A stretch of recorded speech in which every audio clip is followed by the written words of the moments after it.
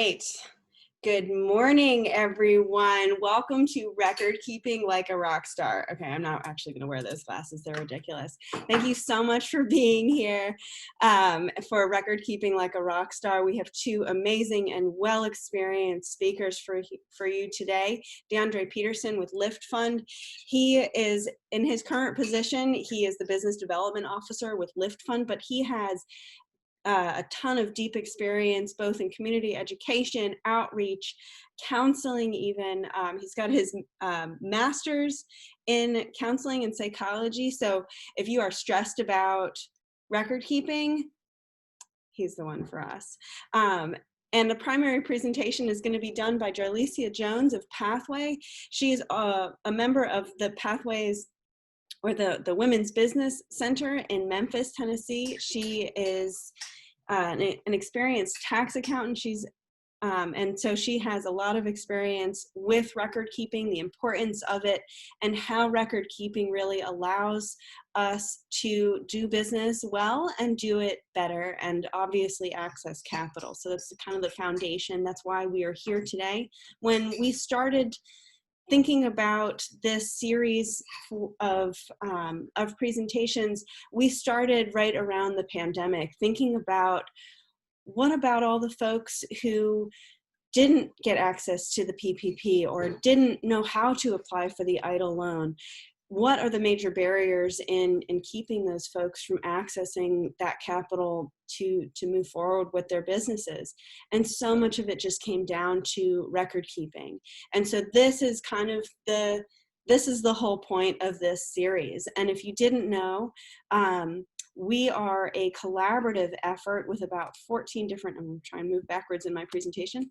We're a collaborative effort with about 15 different organizations, all in the Birmingham area, both nonprofits and for-profits. Most of our services are no cost. And so this really serves as an introduction to our organizations so that you can reach out to us afterwards with additional questions about your business. So I'm Catherine Zobry. I'm a small business advisor with the Alabama Small Business Development Center. This initiative was really led by Rev Birmingham. So you'll see Taylor Clark and Robert Emmerich on the call as well, and you'll hear from them later. But without any further ado, make sure to check out our upcoming sessions. And with that, I'm going to turn it over to Jarlicia for the presentation.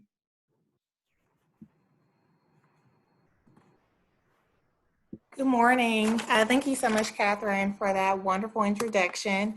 As she mentioned, I am Jarlicia Jones, Director of Pathway Women's Business Center, headquartered in Nashville, Tennessee, and we are honored to provide educational resources to entrepreneurs from the idea stage to a new business venture or a more so established business. We are a centralized resource that allows business owners to have training, mentoring, counseling, and just development all around. And we are able to provide support to the entire state of Tennessee. And as you mentioned, so many business owners were unable to receive capital to access for PPP, EIDL, and other loans because they didn't have their accounting and bookkeeping up to par. And so with this course, my main goal is to help drive the importance of bookkeeping, regardless of we're a pandemic or not. It's really good habits to have for your business. And then some of you may have hired a bookkeeper, which is great, but still these are resources or concepts that you need to understand. So thank you so much for this opportunity, and we can go ahead and get started. So what is bookkeeping? Bookkeeping is truly the process of entering, categorizing, reviewing, and reconciling transactions that occur in your business. So for a business owner, you generate revenue, either from the sale of your product or the sale of your service. And then also, you have expenses to operate that business. And so, with your light expenses, utilities, purchasing your products. And what bookkeeping does, if you have an accounting system or a bank account, what it does is it records those transactions throughout your business. Do what now? Here we go. Here we go. So it's simply keeping track of income and expenses that come in and out of your business. So why does it matter? Your financial statements tell the story about your business and how it's operating. The income statement tells you the story of the present day state of your affairs, and the balance sheet gives you an overview of your assets, liabilities, and equity over the lifespan of the business. And so when you're doing proper bookkeeping, overall, the end result is generating those financial statements. And with those financial statements, you can apply for a business loan. You know, you saw that if you apply for the PPP, the EIDL, or went for traditional banking, lenders want to see the history of your business. And that's what financial statements provide. It shows the history of your business. Also, if you do bookkeeping and create a habit of reconciling your bank, and we'll talk about that a little bit more on a monthly basis, it helps catch financial mistakes. So for instance, this can apply to personal or business, but right now everyone has a lot of subscriptions, and unknowingly, subscriptions increase in price and you weren't aware of that, or maybe you no longer need that subscription. When you look at your financial statements, your income statement, and you look under the expense portion of it, and you notice, my utilities is normally $100 a month. Well, this month it went up to $200. And so that should make you become more inquisitive about your business. Did I have a water leak that caused that to increase? Or, you know, was there a mistake and they actually charged me $100 more? And so really going through that process and understanding and knowing your business, and to be able to identify were there any financial mistakes that occurred. But also gives you a clear picture of where your money is going within your business. And so every day as a business owner, you are operating, especially if you're a solopreneur, you're doing the marketing, you're doing the operation side of it, you're advertising, you're promoting, you're shipping. There is so much happening in your business that every day you can't catch or look and see what's happening in your bank statement. But if you are reconciling everything on a good habit and reviewing those financial statements at the end of the month, you can look and see, how did your company perform? How did you operate in that business? And so from there, looking at that historical information, it can help you create a strategy on how to operate your business going forward. And then one of the biggest is helping with tax preparation and possibly deductions for your business. I know a lot of times entrepreneurs wait until the last minute to gather all the information to prepare their taxes, right? And so if you have hire a bookkeeper or an accountant or have a CPA, I would highly and strongly encourage you to have tax planning meetings and understanding what can you do to have advantageous taxes for the next year. And so really talking to your accountant for that, and then planning and making sure you're capturing that information in your bookkeeping system. And so really this session, we're not going to go deep into accounting software, but I would encourage you to come back next week. I think it's August 27th when we do a deeper dive into the QuickBooks accounting software. So this is why it matters. So here are some good tips if you're hiring a bookkeeper or if you're taking on that responsibility yourself. First and foremost, I would encourage everyone, regardless of what stage of business you're in, to separate your business bank account from your personal bank account. This just creates a great habit so you're not commingling funds. This will allow you to see in your business how specifically you are allocating your funds for that business. And a lot of times with lending, when they're looking at your financial statements and looking at those bank accounts, they do not want to see your business and your personal account commingled. I know just from my experience at Pathway, clients will come to us to refinance their credit cards. And this applies for credit cards as well. They come to refinance their credit cards for a better rate. They've used their credit card for personal and business. And at that point, we can't refinance it because we're refinancing your personal as well. And so really just starting off with great habits of keeping everything separate for your business and everything separate for your personal, so you're not commingling those funds. Next is reviewing your bank statements daily. And with a good accounting software, I'll just go ahead and throw that in there. With QuickBooks, you can connect your QuickBooks account to your bank statement, so that information just flows directly through. just to understand how your money is flowing to make better decisions going forward. Next is organizing your receipts and invoices. If you're keeping paper copies of that information, making sure that you have it organized and have it readily available.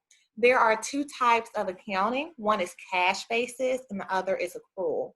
Cash-based companies, you're just accepting cash for the exchange of a product. But with accrual base, you're giving people a net 30 days and net 15 days to pay for that product. So it's very important that you keep that invoice and know if there's any accounts receivables that are outstanding, so you can ensure to collect that on a timely manner or to send reminders, because you don't want to miss opportunity of generating revenue.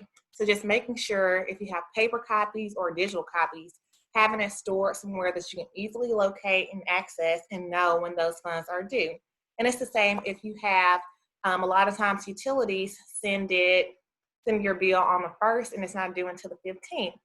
You don't necessarily have to pay it on the 1st, but you need to be aware that it's due at least by the 15th, and making sure you have that readily and easily accessible, because it's also going to be important if you're ever audited, which I don't want to scare anyone, or if your tax accountant needs that information. And next is learning accounting terms, which are really big. And so with learning accounting terms, if you're meeting with your bookkeeper, if you're reading your financial statements, if you're having a conversation with other business owners, you can use the jargon and understand what they're saying and what they're referring to. And if you've hired a bookkeeper, I would strongly encourage you to ask questions if you do not understand. And that goes back to learning those accounting terms. So my piece of advice, especially for those who are thinking about hiring a bookkeeper, and I'll just say this now, there are reasons why you should hire a bookkeeper. One would be if you're too busy. If you find yourself saying, hey, I plan to record these transactions and reconcile my bank statement, but you're so busy operating other portions of your business, other areas of your business, it might be time for you to hire a bookkeeper. If you're behind on collecting your accounts receivable, that's money that's owed to you. You've already provided that service. You've already given that product, and you've given them 15, 30, 60 days, and now it's 90 days.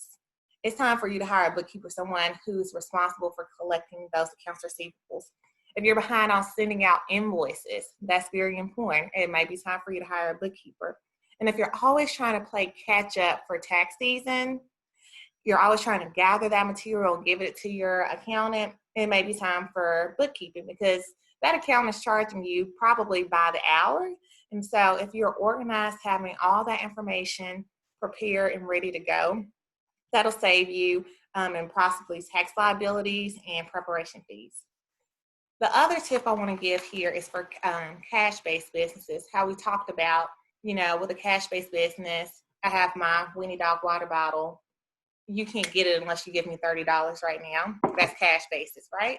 And so if you're actually collecting cash and it's going into, your pocket or into your cash register, what I would strongly encourage you to do is have a routine.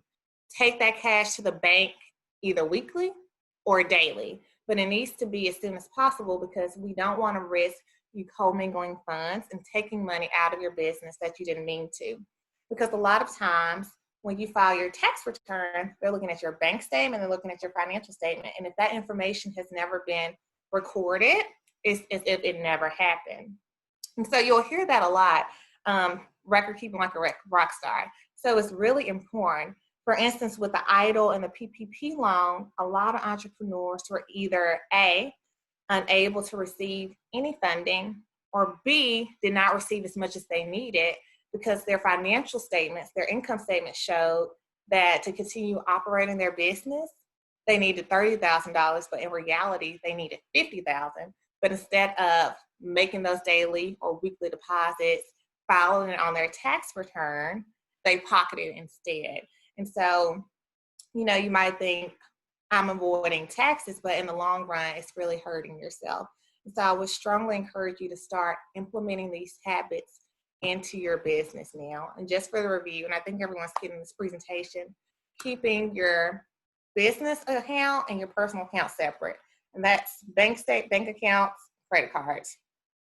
understanding the accounting jargon so that you can review your financial statements, and keeping your information organized.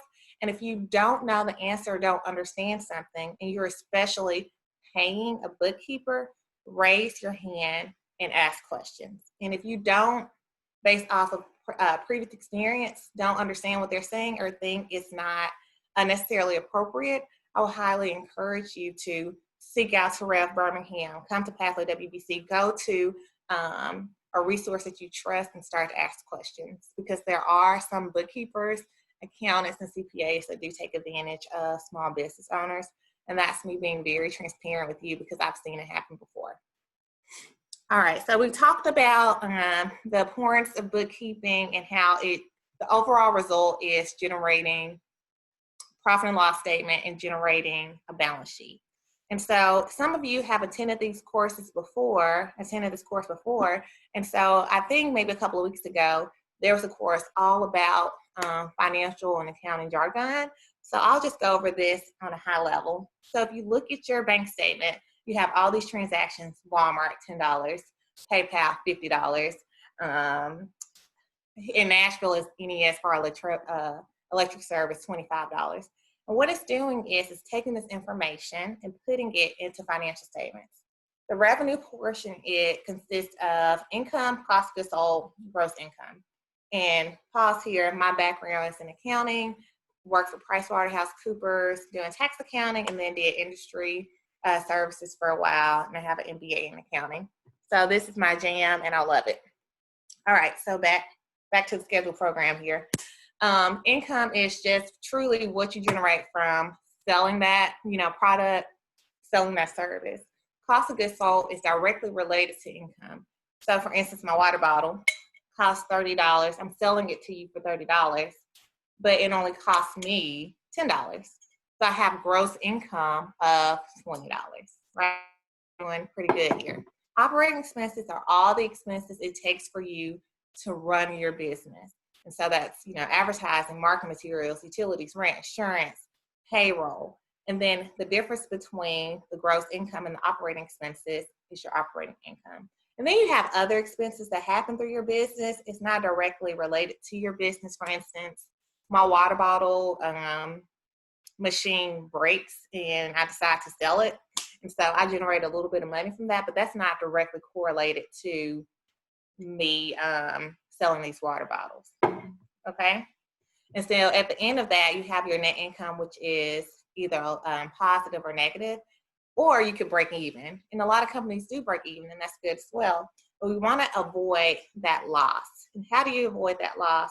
Being able to look at your financial statement and understand historically how has my company operated.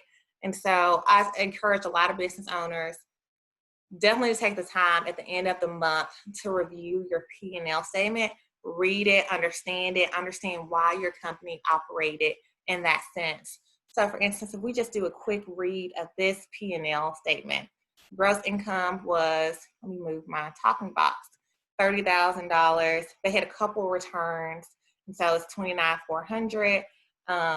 Their direct labor costs and payroll tax were $9,000. So their gross margin is 68%.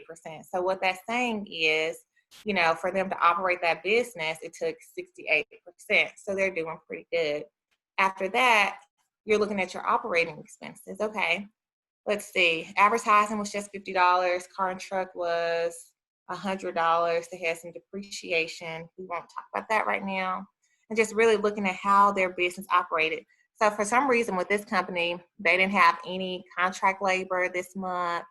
Office expenses seem to be really low. Let's see, utilities were $415.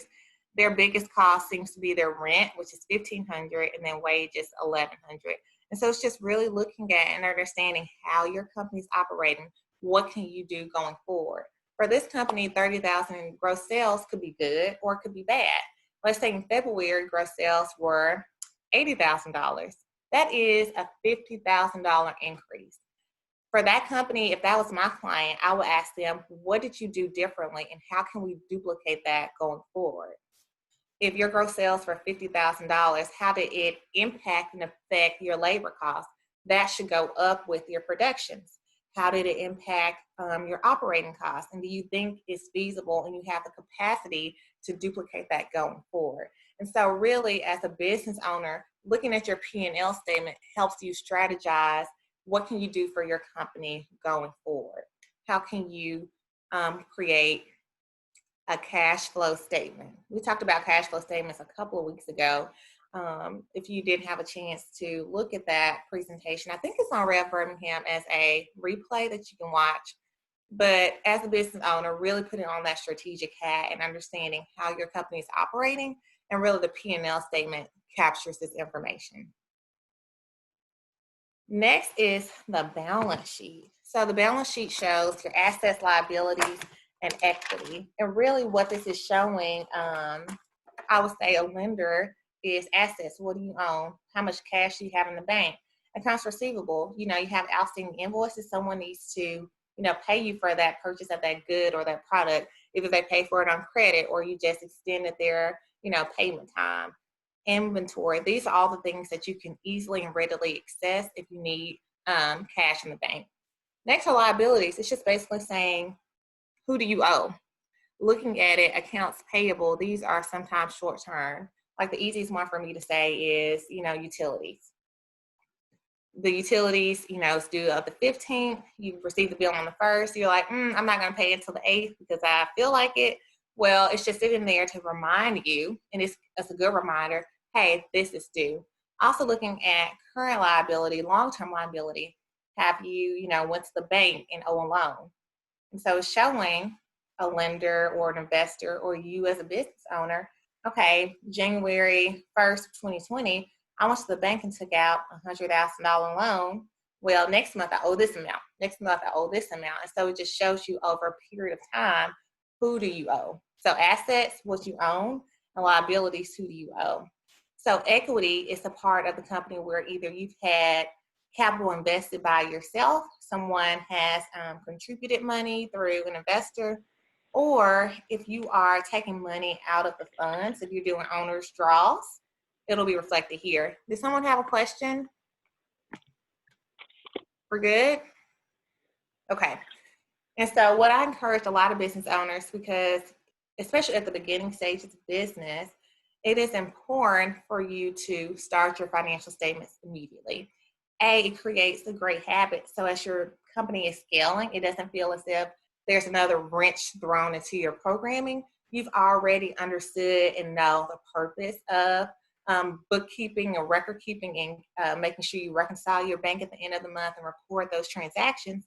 But B, a lot of companies start off with bootstrapping. And that's, taking $500 out of your savings and starting your business and reinvesting those funds, right? But a lot of times business owners don't capture what they've invested in the company themselves. And anytime you go to the bank or a lender, what they'll ask is, do you have any skin in the game? And that means, what have you invested in your company yourself? And I think it's really important for entrepreneurs and business owners to start that process immediately, because a lot of times they do invest or put money in the bank themselves, or have family members or friends invest, and they're not reflecting that. So it seems like they haven't taken on any risk themselves, and that the bank will take on all the risk if the company doesn't fail, if the company does fail, because at the end of the day, what lenders are looking at is, are you capable of paying these funds back? And so now let's look at the balance sheet. And so with this balance sheet in the bank, so this is the most tangible, the cash in the bank, they can just go to the bank and withdraw. There's no work they have to do. It's $63,300. PayPal, they may have to go on their phone and cash it out. And then accounts receivable. So with accounts receivable, that's when you have to do a little work. That's where you go into your invoices and say, Susie owes me $1,500 for me providing the service. She was supposed to pay it by today, August 20th. Now it's August 21st and she hasn't paid. You need to be making phone calls immediately. Don't let that be delayed. That's money on the table.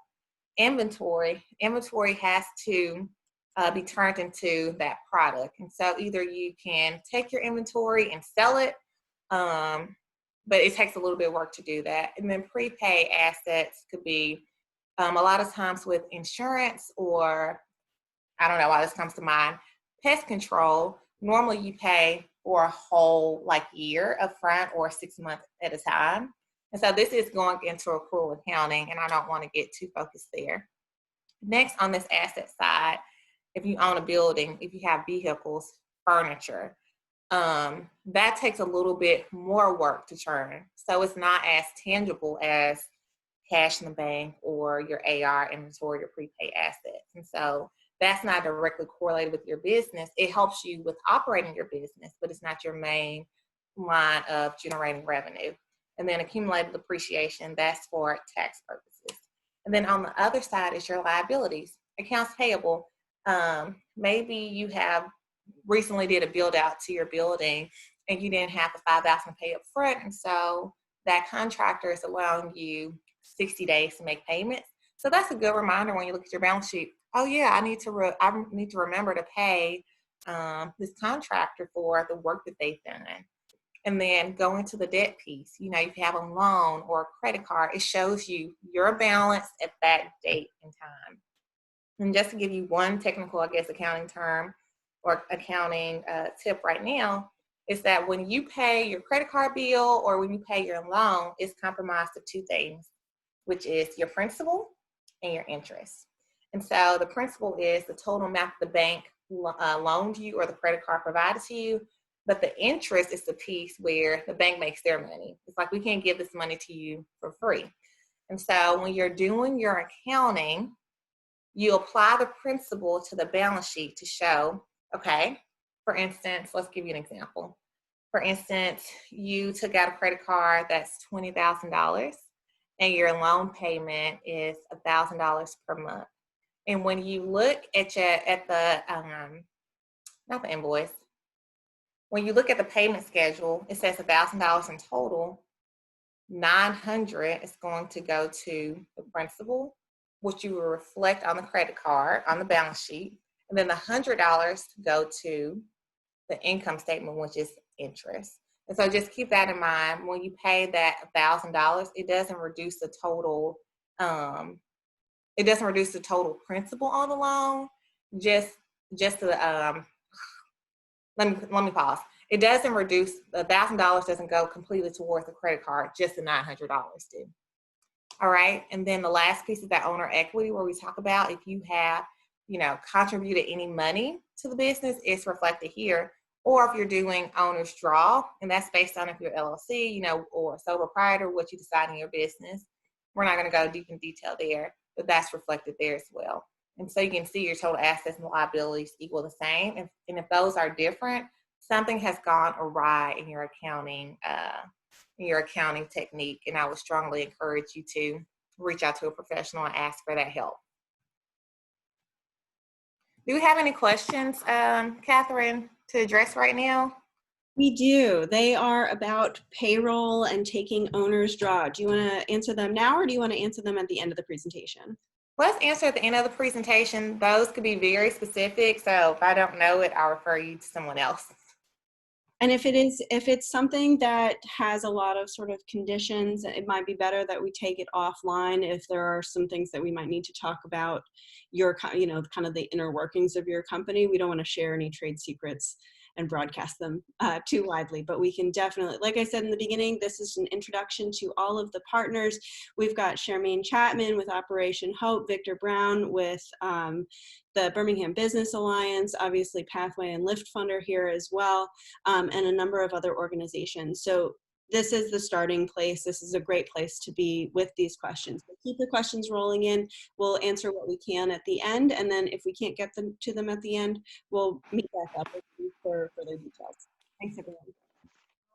It's great to have other resource partners here available. So if you all have any tips or anything you would like to share, please let me know. All right. So next, let's just kind of dive into a couple of accounting softwares that are available. There's QuickBooks, which there's QuickBooks Desktop, and then QuickBooks Online. There's Xero, and there's Wave. At the WBC in Nashville, or Pathway WBC, we facilitate and teach a course on QuickBooks, specifically the online version, because we find that it's very user-friendly. We like that it has a great community and a lot of resources online.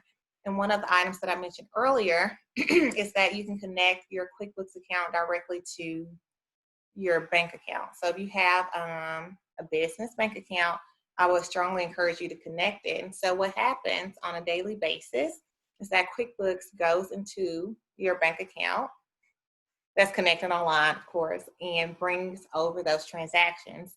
So all of that information is sitting there waiting for you to categorize it, for you to identify this is revenue based off of this service line. This is an operating expense, this is cost of goods sold. And so what QuickBooks is doing in the background is creating or generating those financial statements for you. And so there's a process in QuickBooks where you reconcile your bank statement to your QuickBooks account just to ensure that everything that actually occurred in your bank account was captured by QuickBooks. And so I'm super excited to teach that class on August 27th. Xero and Wave are pretty much the same software as well. I'm not as familiar with Xero and Wave, so if any of our partners have used those, please feel free to chime in. I do know with QuickBooks, there's an online account and there's a desktop, and the desktop was the original QuickBooks, and then they moved to online. But with the desktop, it's more user-friendly for those that are in the construction industry. So I do know that as a difference for QuickBooks Online and QuickBooks Desktop. And so I know at the WBC and with our partners that we do provide discounts for those as well. Catherine, were you going to ask something? Yeah, I've used all three in business, and the main difference, so QuickBooks is a little bit more expensive, but comes with more built into the system. There are a number of different packages, and it can be a little bit confusing. For QuickBooks, if you have many employees, you want to be in the self-employed package rather than the small business. The small business package is meant to be for folks who do have employees because it comes with more robust sort of payroll options. Xero is a beautiful interface. It's a little bit less expensive, but it has a marketplace of apps that you can add on to customize what you really need in your accounting software. So if you're a hairdresser or a soap maker or in the construction industry or a business that sends out quotes to clients, it has add-ons. And so the price really does become very comparable. And then Wave is the least robust, but it's also free. In my experience, and this was a little while ago, the Wave app that you can have on your phone versus the one that you access through your computer or tablet, I had syncing errors and issues between the two. And so, you get what you pay for with these apps. QuickBooks and Xero are the market dominators, but Wave is a good free option if you're just trying to figure stuff out. It's really good for the educational piece, getting comfortable with the software. So that's my experience. What are you? Awesome. If drop in the chat what you use as your bookkeeping software, because there are many more bookkeeping softwares that are used and very industry specific. Let us know what y'all use in your business, or if you don't, what you're thinking about trying. Yeah. Yes. Thank you. Thank you for adding that. You can see, the opinions vary because we love QuickBooks, but then with Catherine and her experience, Xero is her number one choice. And so it's just nice that there are software systems out there that are available for you to use. So the biggest thing is that you have options and you don't have to go back to, actually keeping a ledger and writing information down and keeping track of it. It's nice to have these systems that are available and have support systems around them.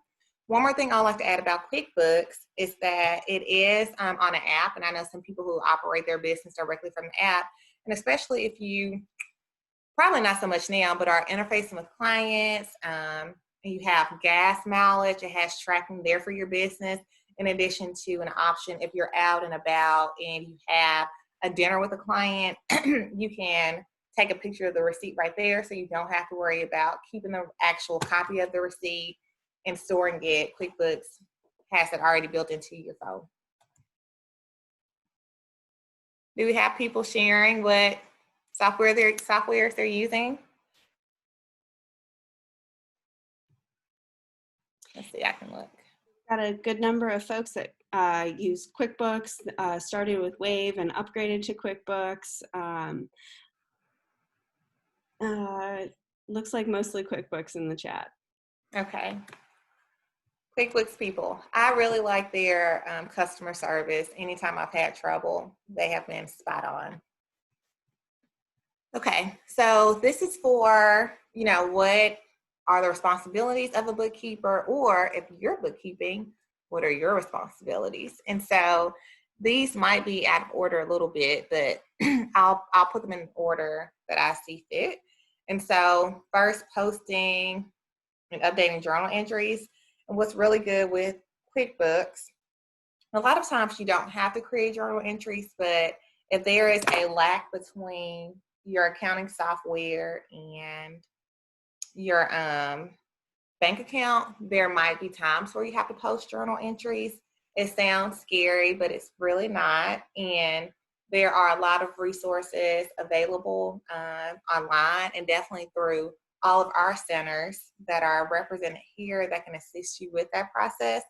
And if you're working with a tax accountant at the end of the year, that can help facilitate some of those responsibilities too. Next, what I talked about is reconciling those bank statements, and that includes credit card statements as well. You want to make sure your bank statements and credit card statements are reflected on your financial statements.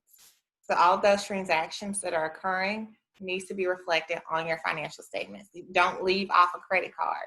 You want to show those expenses that you're paying for your company with that credit card, and you want to show the payments that you're making as well.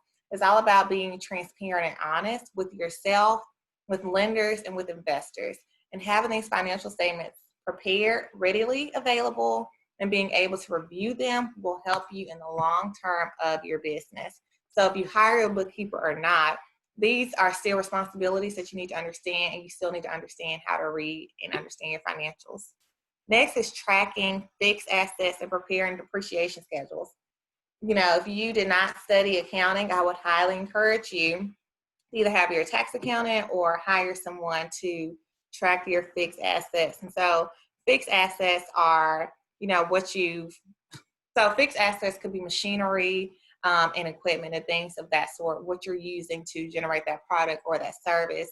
Because over time, if you think about a car, and everybody knows this, when you purchase a car, when you drive it off the lot, the value of that car is different. And so that's depreciation. And it's the same thing, if you have a computer that you're operating your business with. Well, that first year, your computer is worth the X amount, but over time, it depreciates. The value isn't the same. And that applies to other assets in your business as well. And it does reflect on your tax and your tax liability. Next, your bookkeeper or with your accounting system is processing payroll. It's understanding your accounts payable, so who you owe, and then really collecting those funds. I hate to see when business owners leave money on the table, and so accounts receivable is so important. And if you find that you're struggling and you're not collecting all of your money that you're owed, and you provided that service or given that product, it might be time for you to hire an AR or AP person for your business. I would encourage you to try to do a cash flow statement and understand how much can you pay or afford someone, but you're leaving money on the table, and that's, regardless.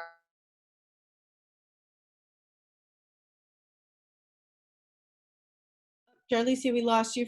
We lost the audio for a second. Could you just repeat that last statement?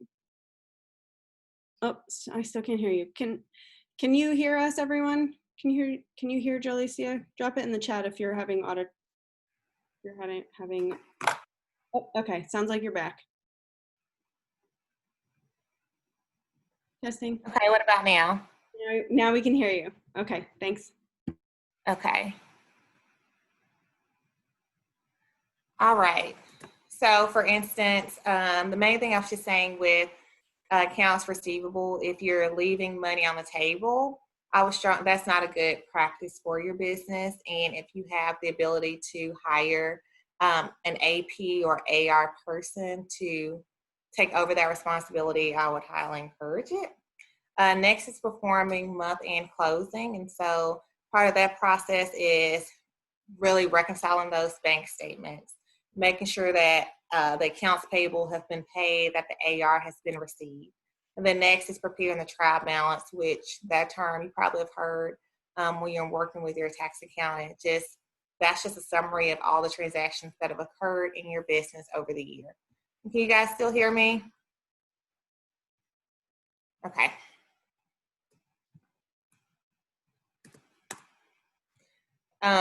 And so the benefits of hiring a bookkeeper, if you do have the capacity or capabilities, is that it saves time. You know, as the business owner, if it's taking you 5 or 6 hours every week for you to reconcile or record those transactions, or if you're always unsure if it's proper, or if you look at your balance sheet and it doesn't balance, it might be time for you to hire a bookkeeper. Also, it offers a professional perspective. This is someone who does this on a day-to-day basis. They've gone to school, they understand it. Just by eyeballing your financial statements, if you have a good bookkeeper, and I would encourage you to have one that can review your financials with you, they can see if there's been any financial mistakes that have occurred. They can see, easily identify, I don't know, if an expense went up that shouldn't have, because they are looking at your financials on a daily or weekly basis. And then next, you always have easy, accurate, up-to-date financials. Going back to the PPP and the EIDL, it's not waiting. You're always prepared just in case you have to provide that information to a potential investor or lender, or if you want to understand how your company is operating to make any type of decisions for your business. It's really important for you to look at those financials and see, can I hire that additional person? Or if I introduce a new line of service or product, how does that impact the rest of my company? And so looking at that financials can provide that insight, because it shows you historically how your company has operated in the past. And so that's the end of my presentation. We can open it back up to the questions. I see that they are firing through, or if you, if anyone else would like to add to the presentation, please feel free. Awesome. Thank you so much for this awesome information. I've been taking note of the questions, and so we're going to start with one from Naughty But Nice. Is it smart for owners to take owners' draws as income, and do lenders see that as income? Oh.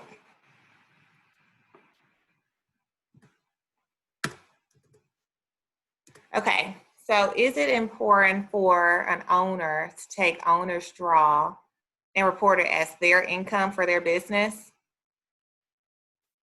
Is that the proper question? That was mine. Even nice. If you want to unmute yourself and clarify, that's absolutely, join the conversation. Yes, that is it. So what I'm sorry if you can hear, but generally, you know, most businesses start, and if you don't have, you know, XYZ capital that you know is set aside for working capital, I think most small businesses, starting where you are, you're bootstrapping it. And even us, after 6 years, we are still trying to stabilize ourselves to get to a point where you know that there's an XYZ that you're gonna pay yourself every month. So elect to do an owner's draw, just because we can make sure the needs of the business is taken care of first, and then obviously we kind of manage, you know, our personal needs based on that. And so, you know, the costs that are associated with running a payroll when you don't know that exact amount, I'm just trying to see if there are other people that may have those same concerns, or you know, trying to figure out the best strategy when it comes to that. So I guess my follow-up question is, are you operating as a sole proprietor, or are you an LLC, or how have you formalized your business? So we were formalized as an LLC partnership. There are, and I'm not going to go into detail because I can't, but you've been in business for 6 years. Have you had opportunity to talk with your tax accountant, or do you have a tax preparer? Because the tax implications are different for owner's draw and then being on payroll and paying those payroll expenses. And I don't know the detail as far as, what would be advantageous for you, and that wouldn't be proper for me to share. But do you have someone to speak to? Yeah, so we have an accountant. I know that myself as well as other small businesses are probably faced with this decision. So maybe I was trying to pull out the best questions to ask. And later on, you'll see some questions I had around your accountant being a tax strategist, or should you find a separate one? But I think the general probably concern is what questions are good to ask your accountant to determine what would be the best strategy for a small business, whether it's starting to run payroll or to do an owner's draw. We can directly relate to even the PPP situation. So I think it's just good to know what type of questions to ask your accountant when you're trying to make that decision for your company. Now, that's a great question. I think everything that you just mentioned would be questions you can ask them directly. And with the information they give you, it'll redirect the question for more details, especially with you being an LLC. I would just, somebody put, I would encourage you to get an accountant that's very strong in tax law. I can back that up 100%. And really depending on your industry. So there's a bookkeeper who does general skills, and you don't necessarily have to have a degree with that. And then you have an accountant who probably has gone to school, have industry experience. And then you have a CPA who has vast amount of experience in every area of accounting and a lot of business. And so the strongest out of three is the CPA. And with that CPA, they should be asking you questions and preparing you, if that makes sense. They should be looking out on, they should be finding those tax advantages for you based off of your company and your industry. So the information that you want to go prepared with, or the information that kind of the answer to this question depends on, is what is your business structure? What's the legal structure? How are you taxed, right? Because those aren't necessarily the same. Because there's law, and then, if you form yourself as a limited liability, you could be taxed as a sole proprietor, or partnership, or an S corp. And what are the tax options for that? At what point do you want to have a separate tax entity for your business and personal? At what point do you not want to be taxed as a pass-through entity, essentially, have the business stand on its own? How much revenue are you making, right? So there was a question later that was, at what point do you pay yourself? How do you pay your, part of this question is how do you pay yourself, right? So there's owner's draws, and that's basically you just taking money out of the company. Then there's payroll, which is a formal system that you have generally hired an outside entity to process and take taxes out, and maybe even remit those taxes on your behalf. And it kind of just depends on where you are in your business in terms of revenue. So in my conversations with my own accountant, he recommended, until your business is really generating $50,000 to $75,000 in revenue a year, having a payroll system for yourself doesn't make too much sense unless you're already hiring folks as employees, not independent contractors, so employees in-house. So those are the types of questions that you can, or information that you can prepare ahead of time to help drive that conversation with your bookkeeper or accountant. Thank you so much for bringing up that question. Not even nice. Does that give you some information to move forward? Awesome. Okay. So the next question is very related to this. If there are not a lot of employees, should an owner be on payroll if you don't have the capital to pay a steady paycheck? Or is the owner's draw the best way to approach that? That, again, it comes down to how much money you're you're generating in revenue and what your profit margins are, the IRS is going to look at your, and I'm not a CPA, so this is wholly from my personal experience. So DeAndre and Jarlicia, please jump in. And it looks like Jarlicia, you may have frozen. Is your volume working at this point? Yes. So if you're, you have a choice of whether or not to set up payroll, that is separate from your business entity and structure. The question is, it's going to be another operating expense on your business. And so does it make sense cost-wise to do that? And does it make sense compliance-wise, tax reasons to do that as well? So having a payroll set up is it's certainly a lot of administrative work to do that. Sometimes it's required, and your accountant should help you have that conversation about when it's necessary and what the tax benefits or costs are going to be moving forward. Jarlicia, what's your input on if you don't have employees, or if you don't have a lot of employees, when should you set that payroll system up? No, I think you answered that question very nicely with the prior question. When you were saying between $50,000 to $75,000, and then in addition to if you actually have employees or not, and necessarily need that payroll system, not to just purchase one for your business. And then back to paying yourself, definitely looking at your revenue and identifying how much can you pay yourself and what does that look like as far as generating revenue for your business. Because when you're generating revenue, it's based on multiple things. The capacity, do you have the actual ability and the manpower to provide those products or their services? And then is there demand to purchase it as well? But it gives you the opportunity to set a goal for your company. If on a consistent basis, I want to pay myself $1,500, well, the goal is to generate XYZ amount of revenue for the business. Awesome. So a portion of the revenue hopefully is going to profit. If you are doing breaking even, you're generating profit.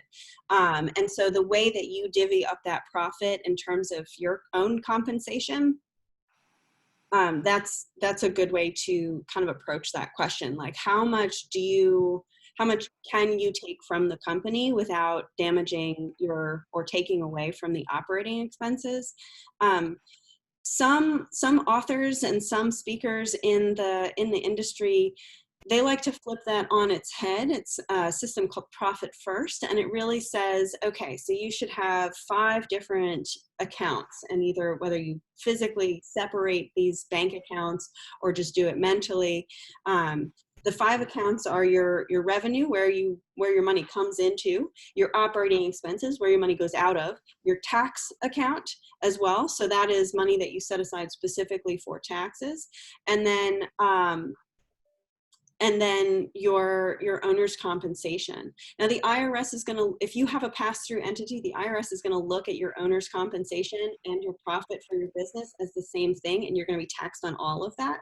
So talk to your bookkeeper, your tax accountant, and or your CPA about mitigating that expense. Go ahead. I was going to add something. What has been consistently stated is to refer to your tax accountant, your CPA, and just the importance as you're growing your business to really get a strong team. At the WBC, we share the BEL team, which is banker, accountant, insurance, and legal. And so with banking, it's just so important for you to have a relationship with a banker, because that person definitely has insight into what's happening financially in the world and give you pretty information. Versus, example with the PPP, you had to go through a bank to receive that. And this is just life. Relationships are so important. And if you have a banker who knows you personally, who's aware of your business, phone calls are made that the PPP funds are in, you need to apply for it immediately. Or, hey, Jarlicia, I know you need this funding. You missed ABC on your application. Please resubmit it. And so, having that information, having those relationships are important. Having an accountant that you can trust, and everyone doesn't have the right answer, right? But accountants also have great relationships with attorneys and legal teams, and they can refer you to someone else if they don't know the answer.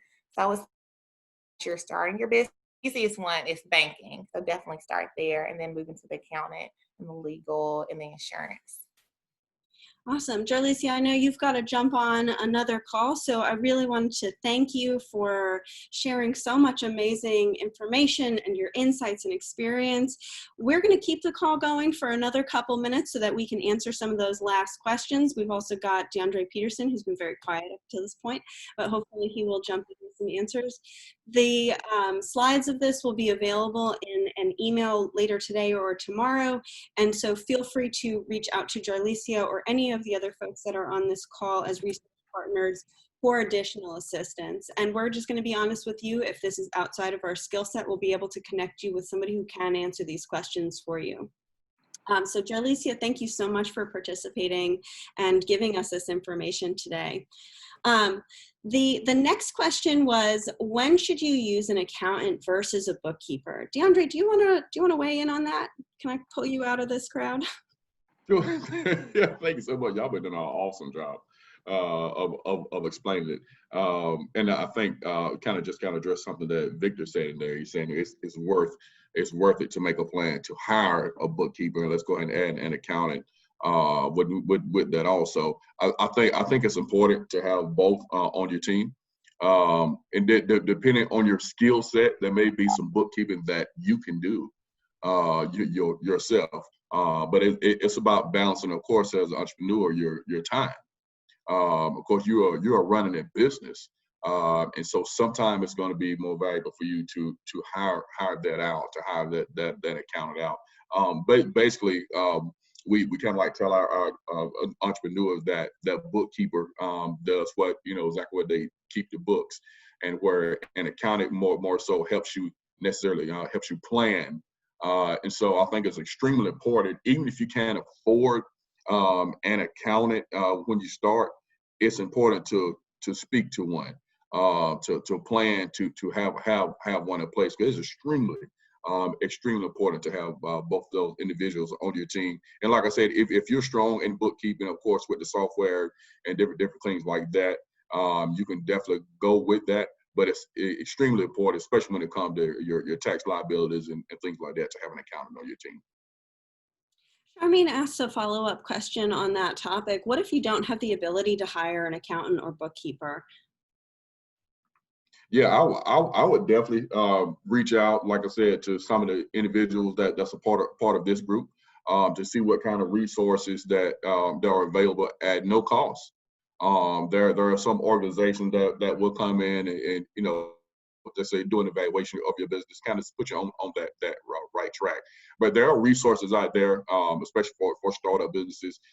If you can afford an accountant that can possibly just give you some information to kind of help your business develop to the point where you can't afford that. And so, like I said, even if you can't afford that right now, don't let that stop you from seeking additional information, but it is there in abundance. I would also recommend, this is Victor Brown with Birmingham Business Alliance, go ahead and start interviewing. Doesn't cost anything to interview accountants and bookkeepers. And also, you'll be surprised that they may talk to you for at least a half an hour for no cost, just to get an idea. And you can also keep them informed of what you're doing. And the same with the banker. Send them copies of your own prepared financial statements, your bookkeeping, however you're keeping your records. Even if, and we don't recommend it, but even if you have to start with an Excel spreadsheet, send that information, keep up with it. Let the banker and your potential bookkeeper and accountant that you hope to hire one day, let them know what you're doing. And you'll find that with a great budget and a great plan, you'll look up one day and you'll have that bookkeeper and accountant on your payroll every month. But go ahead and don't be afraid to start meeting them and getting to know them, because it's more than just their ability to do the work. It's also about having a relationship with someone that you trust with something very precious, and that's your business finances. Yes, and one more point on that, Vic, that's extremely important. And also what that does, that shows that potential accountant that you are serious. You are a serious business owner. and that you're not coming to the table just empty-handed, that you are investing time and resources into your business. So that's extremely important. I couldn't agree more. There's working in your business and working on your business. This is part of working on your business to sustain it, to make sure that you are, if not now, eventually headed towards the financial freedom that is the goal of running a business, right? We get into running a business both because we're passionate about what we do, the problem that we're solving, the relationships that we have, but also for the financial freedom. If you are not there yet, hopefully that is one of your goals, to allow yourself to live a happy and high quality life through the earnings of your business, through the earnings of your hard work and making that happen. Awesome. Thank you so much for your input, DeAndre and Victor. So the next question, should you ensure your accountant is very strong in tax law to find the greatest tax strategy, or should you find a separate accountant for tax strategies?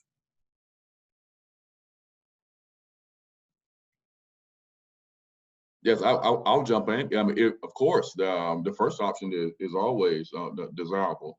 You definitely want to find someone who has the knowledge beforehand, because what you don't want to run into is, you go a year and now it's tax time, and now they're working in reverse. You should have done this, you should have done that. But a good accountant has an understanding not just of tax law, but of current tax law, which is extremely important, because year to year, you're going to have different things you can write off this year, especially, that you probably couldn't write off last year. So a good accountant is someone that's going to be working with you along with, throughout that process. That they're just not a tax person. And I think Jaleesa may have mentioned it early on in the presentation that, you don't necessarily have to have certain certification to do certain bookkeeping and things like that. But a good tax person is going to be someone who's a partner that you can call them, every day or however your schedule is set up, to make sure that as you are doing your business, that you're doing the most appropriate thing. So when you get to that point where it's time to file taxes or hire employees, that you're in the best position. Absolutely, absolutely. Not Even Nice asked another fantastic question, and I think if we want to have time for one more, and then we'll turn it over to Robert to tell us more about what's going on next week. So Naughty But Nice asks, how do you interview an accountant? Where do you find the industry questions that will help you make that right match? She says, I know businesses who have gone through 4 accountants. Any suggestions on where to find the industry questions to ensure you're finding the right match? If I can, I'll actually kick that one off. So asking specifically about your accountant, bookkeeper, or CPA's experience in your industry or with similar businesses and businesses that are of a similar size to yours, meaning revenue and employee count, those are really good starting points. How do they like to work with their clients? How engaged are they? What is their fee structure? Do they charge by the hour, or are they more of a project type person? Are they going to charge you for every piece of advice that they give you, or do you basically pay for one package a year and then they're happy to have those conversations with you? There are many great accountants in the Birmingham and all over Alabama, really, but especially in the Birmingham area. And so many of them do work specifically with small businesses. So when you talk to them about what is a small business or about your specific needs, we, as the Alabama Small Business Development Center, use the SBA's definition of a small business, which is under 500 employees. That is a very big difference between a manufacturing company that's got 480 employees and a couple person shop making kettle corn possibly. So I know, because Not Even Nice, you said you're a partnership. So if you've got 2 people in your business, if you've got 499 employees, you're still considered a small business according to the SBA. So you want to know specifically what that accountant's specialization is. Do they work with folks who have 2 to 5 or 1 to 5 employees, or do they work with folks who have 200 to 500 employees, things like that. So those are the kinds of questions that you can start out by asking. I have a whole document on how to interview a CPA, where to find them, talking to your industry counterparts or folks who, you know, are your next door neighbors is a great way to also find those connections. Chambers of Commerce, especially the Birmingham Business Alliance, has a network, a very wide network of professionals. So getting in touch with Victor is a really good starting place as well. Anything that you'd like to add, DeAndre and Victor? No, the only thing I would add is, you know, just referrals, word of mouth. Speak to your local banker. Speak to possibly if you working with an attorney.